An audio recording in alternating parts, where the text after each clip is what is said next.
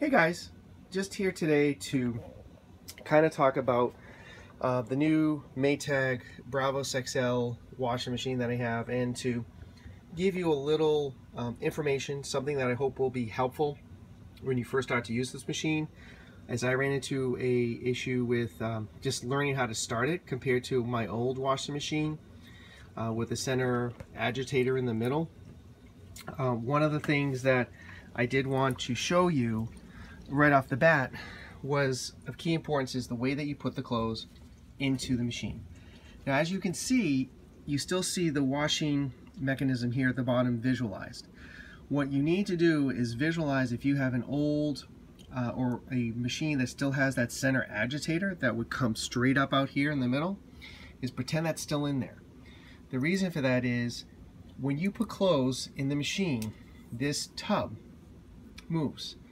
And what it does is when it first starts, it spins around so that what it's doing is it's sensing the amount of clothes in there, and it's trying to keep this balanced to help do an efficient and effective wash. This is also something that you'll see if you look at your owner's manual. It talks about the proper way, and there's the center mechanism. It does talk about how it uses less water and it cleans different from a regular agitator wash. And then it also talks about, just because the clothes get condensed, and to me this is the key thing, doesn't mean that you need to add more or that you need more water. The reason why I say that's important is if you're putting, say, jeans over here, a towel over here, and then you're putting, say, a t-shirt over here, what's going to happen is those items get wet. It's going to be a lot more weight on this side of this basin tub than on this side with just a t-shirt and, say, some underwear or garments over here. It's going to be heavier. When this spins, it's then going to push and push and push, and you may get an error message, or you may get the laundry to stop, and you may come down and wonder, hey, what happened to my clothes? Why aren't they done? What'll happen is the machine will try to do a rinse cycle. It'll fill it. It's going to try to balance that out. So it's going to try to correct it. And then you may find, like, why isn't it working? It's because it's too heavy, and the machine's going to protect the motor and itself. And what it's going to do is basically stop. It's going to try to fix it. And then what will happen is the machine will shut off, and you won't see the clothes clean. It's a safety feature. It's designed to protect your machine from breaking or damaging it. So just so you know, when you put the clothes in, that's one of the reasons, is make sure you balance things out. So don't put jeans here and a towel here. Put jeans one way, a towel over here. Space them out as if this center still had that agitator that would come up through the middle. It's the best way to describe it. It helps the machine work more efficiently and better for you. One of the things I do like about this is this tub is huge. It's 5.3 cubic. I can say, instead of doing what normally would have been close to, say, 2 loads or 3 loads a day, you can put all that in this machine. You would get the clothes clean effectively and efficiently, just as you would in the other, and you'll use less energy, water, and detergent than what you were using. The one thing I will forewarn you is, if you're like me and I just bought a new wash machine, but I have an older dryer, make sure your dryer capacity matches, or at least understand that while you have a big 5.3 cubic basin of washing machine, know your dryer capacity, because you're not going to be able to fit, in some cases, unless you have the same, or you buy a new dryer, you're not going to have the same amount of capacity to put the clothes from the wash machine into the dryer and to be able to dry all those clothes. You're going to have a lot more clothes in that one wash versus, say, the 2 washes that you would have had, or 3. So just a little tidbit of information as well to consider when you're looking at this. The other thing I wanted to really talk about is the touch of this panel. This is, in my mind, the key component, because at first, when you touch this power button here, it goes on. You're able to now dial what type of wash you want. Each of these settings are explained in the owner's manual and what they do. It gives you a timer of how long that cycle will take.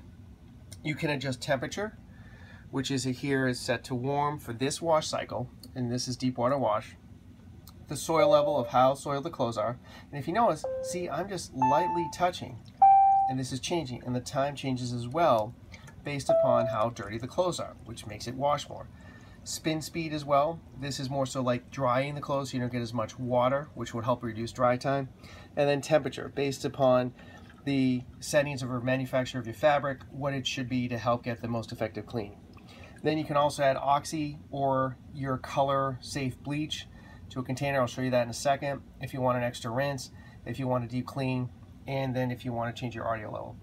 These here, lid lock, sensing, wash, rinse, and spin, and done, will be lights that illuminate just like these as they go through different cycles.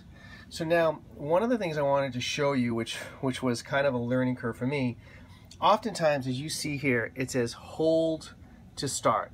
Now for me, and in my old washer, it meant you press, and did you just hear that beep beep? Because I'm pressing. I'm not just touching, I'm actually putting pressure on it. This caused me great angst because I kept doing this going, all right, I'm pressing and holding. Why isn't this machine starting? I'm pressing and holding. Nothing's happening. What I found was it's very sensitive to touch. So instead of pushing down as you normally would, literally just put your fingertip on this and hold it there. Again, I'll show you that in a second. I am literally just touching, just like if you were on a cell phone and you tapped an app. Instead of taking your finger off, do that same amount of pressure and leave it there. Don't press. If you press, I'm going to now shut it off so it doesn't start the world. But if you press and hold, like it says hold to start, you will hear the two short beep beep, and then it won't start. This light will not illuminate here. It's a touch. That's really, this in my mind should say touch to start, not hold to start.